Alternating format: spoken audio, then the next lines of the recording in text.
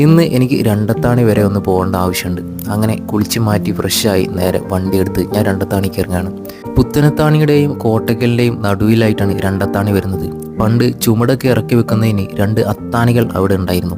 അങ്ങനെയാണ് രണ്ടത്താണി എന്ന് പേര് വന്നത്. ഇവിടെ എൻ്റെ ചെറിയ ബ്രദറും ബ്രദറിൻ്റെ വൈഫും കൂടി ചെറിയൊരു ടെക്സ്റ്റൈൽസ് നടത്തുന്നുണ്ട്, FM ക്ലോത്തിങ്.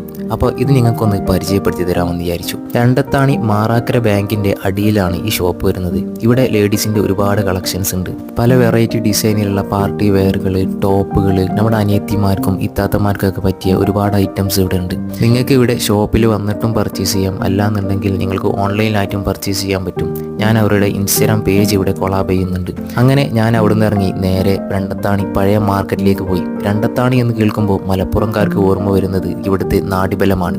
നാടിബലം എന്ന് പറയുന്നത് ഇവിടുത്തെ ഒരു സ്പെഷ്യൽ മിഠായിയാണ്. അങ്ങനെ അതൊക്കെ വാങ്ങിയിട്ട് ഞാൻ നേരെ വീട്ടിലേക്ക് തിരിച്ചു. അപ്പോൾ വീഡിയോ ഇഷ്ടപ്പെട്ടാൽ സബ്സ്ക്രൈബ് ചെയ്യാൻ മറക്കല്ലേ.